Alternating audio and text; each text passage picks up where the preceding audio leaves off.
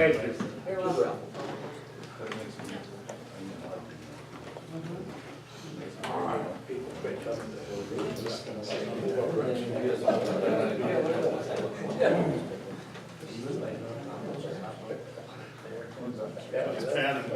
You don't want anybody turning pennies anymore, you just keep moving, come and move up front. You keep taking chairs out and move the table. Hey, Bill's here as scheduled. Jim just noticed that? You noticed. Been here for 5 minutes. Wouldn't you sneak in? He Gotta paid watch. 5 extra minutes for the next time he's He late. got comp time coming. Really? He thinks he does. That's our but he running doesn't. joke.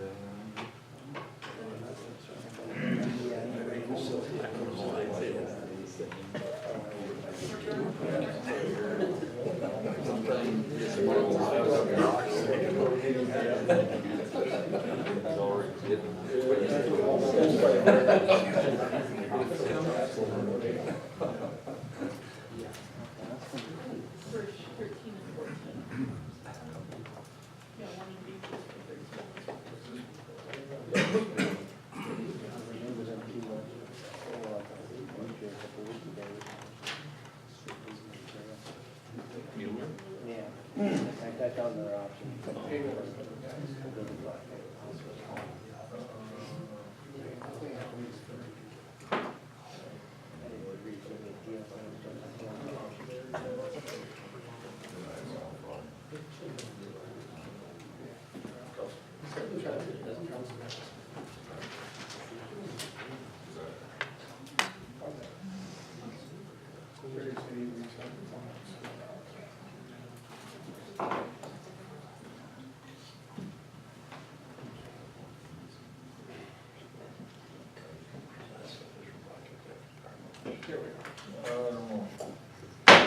Take a moment, please rise for the pledge.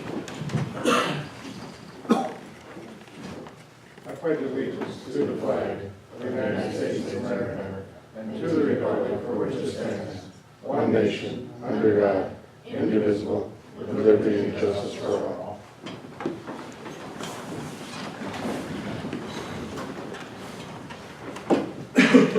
Roll call, Renault. Here. Blockett. Here. Kraft. Here. Bernards. Absent. Hopper. Here. Bird. Here. Longley. Here. Wentz. Here. Attorney Hartle, present. Okay, one absent. Are there any amendments, additions, deletions to the agenda? Table orientation on the agenda, please. I'm sorry? Put the table orientation on the agenda, please. Attorney wants the table orientation on the agenda. Move that in there someplace. Item 3. Consideration approval of the minutes for September 8th meeting and our September 29th public hearing. Hopefully you all had opportunity to go through both of those. Move to approve. Motion to approve by Kraft, is there a second? Second. Second by Wentz, all in favor signify by saying aye. Aye. Opposed? Carried. Consideration approval of the bills and financial statements, I believe Kraft and Longy reviewed tonight. Chuck and I worked through them and they all were fine. Move to approve. Moved by Kraft to approve, is there a second? I second. Second by Longy. Roll call vote. Wentz? Yes. Longy? Yes. Berg? Yes. Hopper? Yes. Kraft? Yes. Blackett? Yes. Renault? Yes. Carried. Item 5, consider approval of the municipal judge report for September. So moved. Moved by Loftus to approve, is there a second? Second. I'm sorry, I missed it. Hufford, second. All in favor signify by saying aye. Aye. Those opposed? Carried.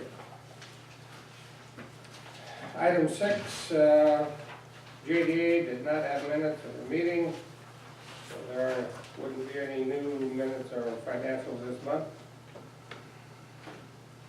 Item 7, proclamation Fire Prevention Week. I don't think I will read this to you guys. Could read the Okay. I think it's all in your packet.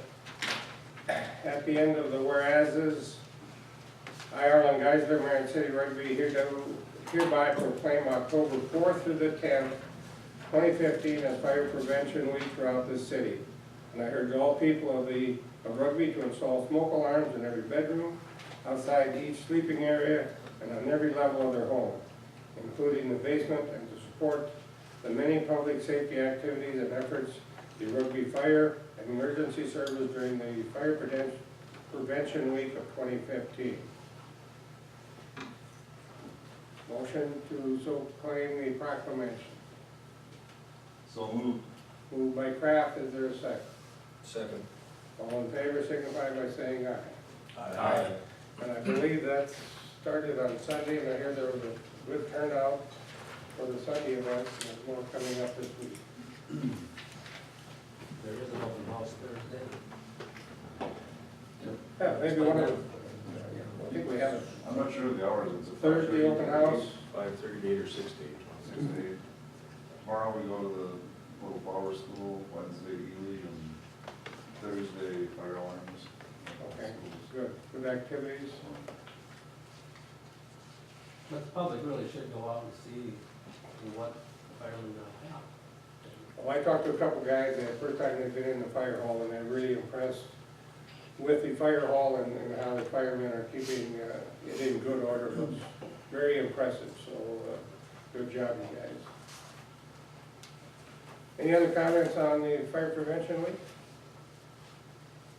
Okay, next item, consider adoption of the final budget. Just a comment before that, for all of you, thank you for being at the meeting last week. I had a lot of positive feedbacks from the open meeting, and people commenting that a lot of information was shared that they were not aware of, and it clarified some questions in their mind, so appreciate again, the hard work everybody put into that. So, there's the adoption of the final budget. Is there a motion? Also move. Moved by Councilman Hofford to approve the budget, final budget. Is there a second? Second. Second by Lotfit. Any discussion? Any discussion? Any discussion? If not, roll call vote. Renault? Yes. Lotfit? Yeah. Kraft? No. No. Hofford? Yes. Bird? No. Longy? Yes. Wentz? Yes. So note, do you vote? Item 2 or 9, second reading of the apportionment ordinance. I'll turn that over to Liz.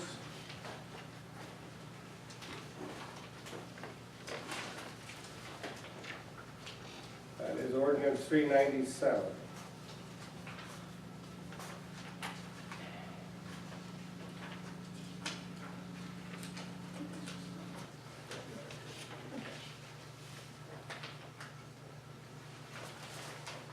Okay, the ordinance 397, this is the second reading of ordinance 397. That's an ordinance making annual appropriations for expenditures or expenses of the city of Rugby, North Dakota for the fiscal year commencing January 2016 and ending December 31st, 2016. And making the annual tax levy for the year. This ordinance is basically mirroring the budget. I think all the issues are set forth in the ordinance. We went through it on the budget more than once, so. I entertain a motion for approval. So moved. Moved by Wentz, is there a second? Second. Second by Renault. All in favor signify by saying aye.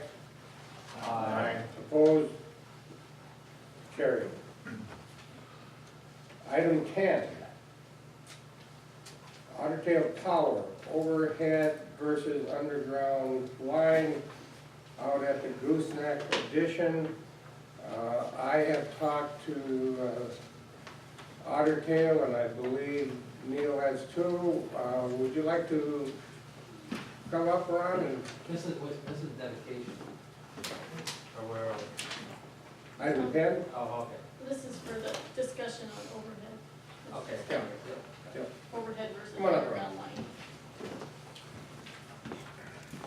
I don't know basically what it is, before Ron gets into the details. Otter Tail is proposing, instead of a possibility of having the overhead poles back on the city easement, running on the back side of that first set of lots. And I understand that they have some reasons they want to share with the council. So, Ron, if you would. I think we should have enough for everybody here. We'll pass it on again.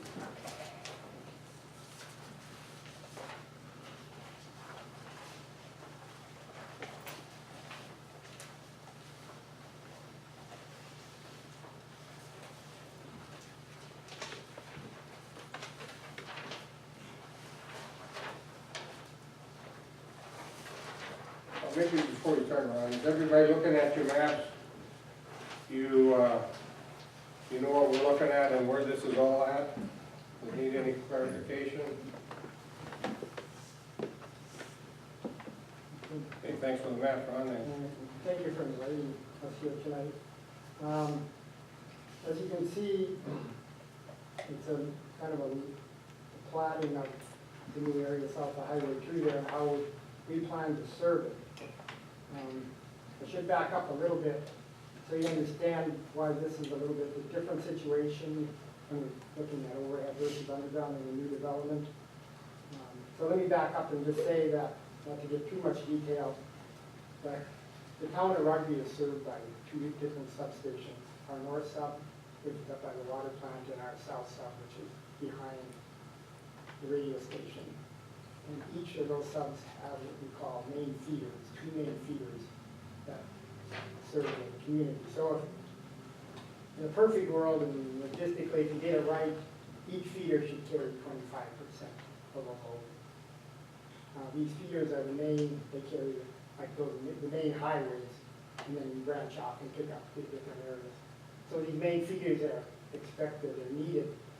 We need them to carry the heavy load current, because again, they feed, the main feed into that section of town. They're all different open points, so at times you even may have, if something happens in one part of the city, you can close the switch and pick up, isolate the bad section and pick up additional load on that feeder. So not only does it have to carry the normal load, they have to be designed to carry heavier load on the emergency or normal switching.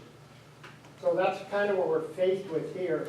The south substation has two feeders, the east and the west. And the east one, if you can visualize it, it runs an overhead line that runs behind the Northern Lights and Connor Lodge. And then it ends overhead right behind Rugby Homes new parking area. And from there, you can see I've drawn the existing feeder to get across to the north side of Highway 2. I've drawn in blue to be where that proposed street is now platted.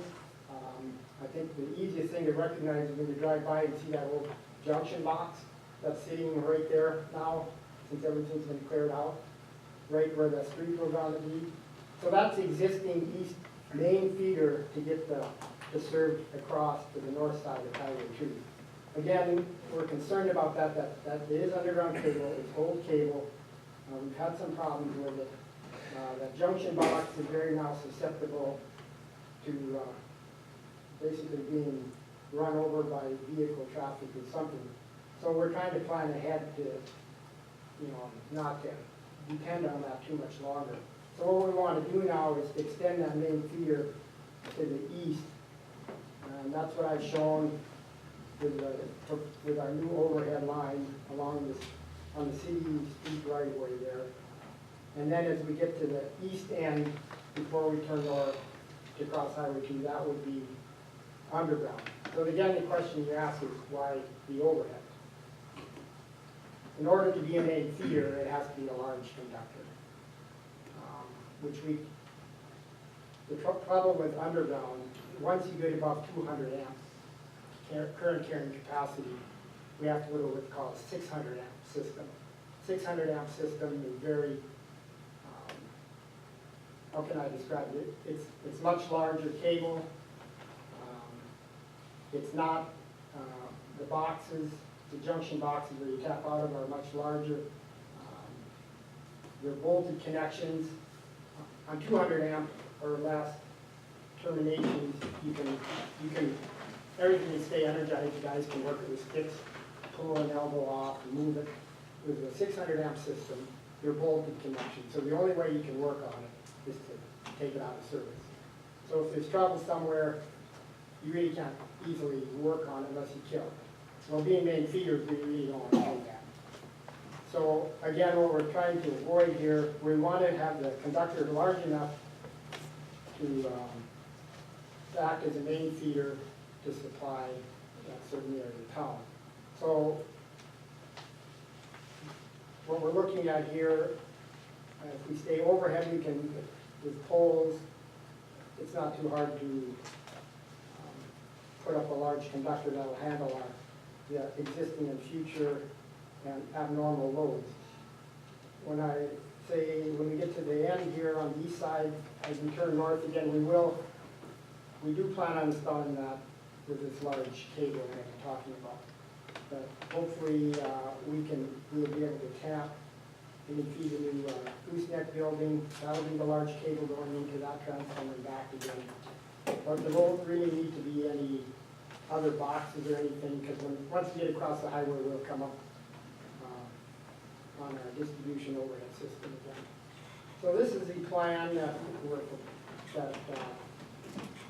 I've worked with our area engineer at Devils Lake. He's worked with our professional engineering department in Fergus Falls at our headquarters, and they believe this is a system that will best be suited for this work in this area to act as a main feeder to handle both the present load in the city and future load. And it'll be one that will, besides again large enough to handle loads under emergency conditions where we have to eliminate isolate areas in town.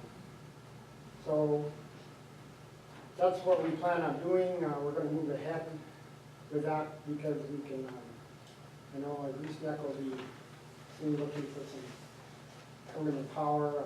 Even the temporary power, it's getting late in the year. We can run an overhead line anytime in the week and providing overhead service temporarily during construction for them.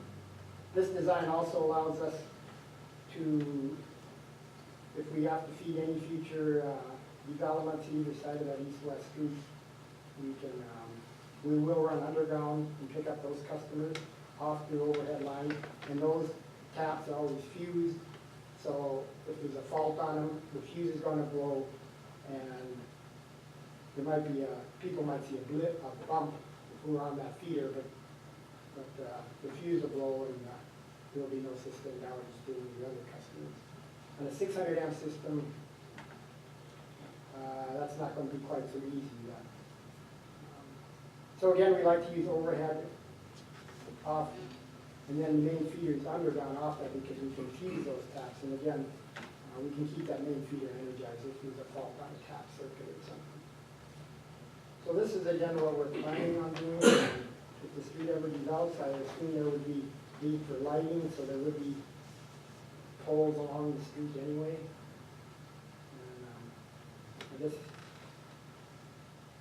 it'll look very much similar to the design we have behind the County Lodge and Northern Lights, I should say Northern Lights and Dakota Farms. It'll be kind of the same system we have now, except it's shifted to the east. We'll have new large cable on the east end and be able to get rid of that old underground feeder system. I have a couple questions around that. With the overhead system, for the area that has been annexed out there, it would be sufficient. The rest of, would all be underground for services. If that all got developed, you'd be able to tap into the rest of that property with all underground. Well, you mean, that's been in, All of the property that's been next to the south. to the south? That's now cultivated. I just, to be honest, Mayor, I'm not sure how far that extends south. I But, think there's 176 acres total on the south side of the highway, so, It looks like 403 feet farther south from that road. yeah, there. I would think anything for sure that's developed directly on the south side of the road, yes, that will be fed underground. And, And then back to the, coming off Fifth Street there, on your blue line, that existing box that's sitting out, kind of right in the middle of the road, the way it looks, it is, that'll get moved out that'll all be abandoned. at this time. Well, as soon as we get the new green, the overhead and the new underground, the new stuff in, yes. That'll be part of this project. The only thing, we might have to leave it there for a while because we still, all that's left out of that we need to feed is, butch beavers and then Chalmers farm site. Okay, so like our lift station that's going in. The lift station, that's a small load, we probably just build a new overhead bank on one of the poles and have the pole right close to the lift station and then just dig an underground service to it. So we could do that. That lift station could be controlled by a switch, Well, no, it or would be be, direct. it would be direct, it would be an overhead box. And we could get that going, with an overhead line, we could get that, build an overhead bank right there by that lift station. We get service to it. The other thing we have to face here, it's already October. Trying to find a contractor from here till Fleet that could be more difficult, because they've all got more work than they want to do. And so the timing with the weather and the lateness of the year and finding contractors to do the work. Or an overhead line, we can do that very quickly. We can do it anytime, whether the ground's stored or not, and we can get power quickly to the lift station. And then use that line, just stop it there where I shown the red end, and then maybe build a temporary, do something temporary to get goosenecks going for the winter. Okay, any other comments or questions from the council? Council Lockton? Do you always do new additions in overhead, or is this the first one in quite a while? Most new additions are residential. Okay, let's go up to, when we built the jail. Jail, That's all overhead? that's all underground. That's a pretty big load too, isn't it? Yes, it is, but we have, again, we have the main feeder that follows First Street. That's heavy feed up here. And so we still have that as a main feeder, this is a tap. And that's kind of, gooseneck may be a big load, we do the same thing, loop the system through there, so. So the reason we have the green going on that new street is because the highway department won't let you put an overhead. Oh, no, we've had it approached them, they would allow us, but it would be a long span, if you had a difficult crossing there for them, so it would be kind of a hard overhead design. Plus, we realized with gooseneck, being farm implements and a lot of traffic coming in, the large equipment use. So we have two issues there. One, trying to get an overhead back across the highway to tie in with existing surface, and because of the type of commercial business this is going to be driving. So that'll be the 600 amp. The green line will be the 600 amp like the others would have been. Right. Now, the southern part of that 403, there was an ag-related customer that was looking at that. The heat, to get there, how high is that power line gonna be? Is it gonna be high enough for some of these elevators, air seeders, Well, combines? we design our system based on the National Electric Safety Code, which has minimum clearance requirements. So, and that's updated periodically. Joel, do you know what that might be? No, is it, I think, isn't it like 15 feet to intersection or something like that? Well, basically for electrical, anything that crosses the street, whether it be a 120 volt street light circuit, it's gotta be minimum 18 feet. Is that, And normally, that's the low voltage. The high voltage, like this line is 12,500 volts. You know, we're talking a minimum of 40 foot poles and probably 45s. Yeah, if it'd be the same as that's behind Northern Lights or whatever, that's the other. That's an older line. I think some of those are probably 35 to 40 now. For a line like this, we start with at least a 40 foot pole as a base pole. And normally at intersections, you know, we're up 25 feet or more. I mean, I'm just looking Right. forward to what might develop here. Right. We do have elevation changes going on, and so that green line there, that street, now that we got the highway department coming in there, is probably going to be cut down 2 feet. Right. And that's another reason we want to go overhead. We normally don't put in an underground system until everything's at final grade, because otherwise you end up too shallow. Again, even National Electrical specifies the minimum depth. And so we don't want to end up too shallow or we don't want it too deep, because then there's a problem, you got to dig it, trying to find it sometimes, so again, that part, the green part probably would have to wait until at least it was, knew exactly where the final grade would be. Could it not just be put in with a backhoe this spring, or this fall yet, down 2 feet? Because I'm guessing that Steve Jacobson knows that that's going to be cut down.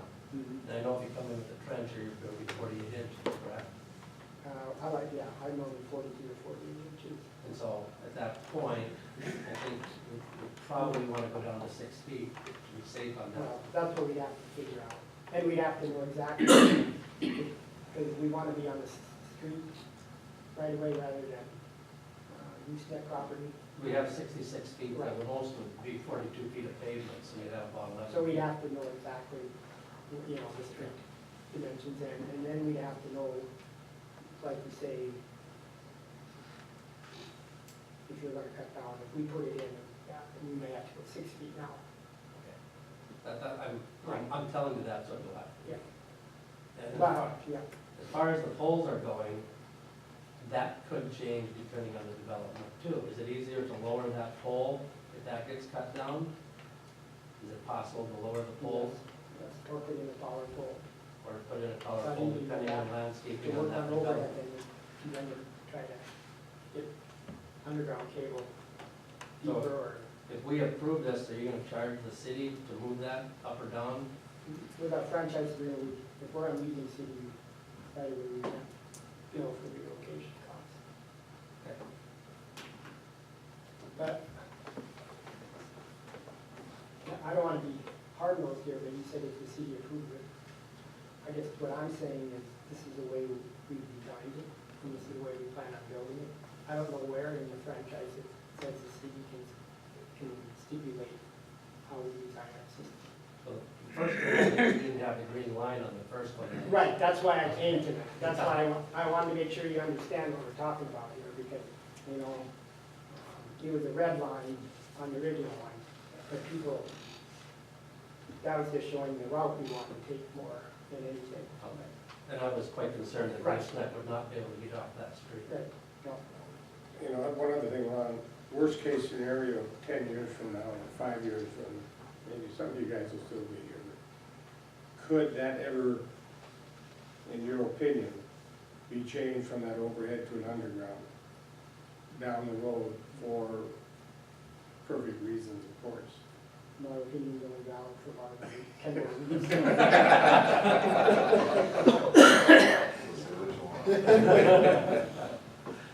Say what makes us feel good then. Yeah, Okay. I would think they would, if there was a proven reason why it needed to be done that way, maybe it's I something. guess that's the answer I wanted. Never say no. So your last pole on the east end, would that be on the west side of the north-south road or on the east side of the north-south road? The thing on that one, it'll have to be the down days and anchors on that. So I'm thinking, and we want to keep the anchors on the street, so if I was, which I'm not, but if it was my final design, I would kick that pole east, so the anchors end up about where that last pole is shown, or right on the corner. Otherwise, if the anchors end up on, unless they wanna put it over on the west side, or the east side of that street, then we'd have to work with Gooseneck to get easement rights to put the down guys and anchors. So, But I would assume from Gooseneck's position, their exit is going to be in that northwest corner of their property onto the you're highway. right, that's what I'm And then saying. an exit on the east side someplace. So on I the think east, that's yeah. what the design. Okay, What is cobblestone, fed underground or overhead? Cobblestone again is fed off, they're fed underground off that overhead line. That would be back at the motel Right. restaurant? So are you gonna put another pole behind cobblestone and that other plot 403? Lot 403 is Rugby Homes now, right? Right. Well, actually, there is, our last pole is right on the southeast corner of Rugby Homes now. Okay. This might be higher though, to get underneath that intersection, possibly. It's a new pole, it's a new 40 we just replaced. That's, yeah, I mean, he just replaced that, you see, that's a 40, so I think that's okay. We might go with a 45 then, I should have said, or something underneath. But again, you know, it's designed, so the clearances over its streets are, in this case, being 8 feet, again, we want to get it up high because we don't want to do that.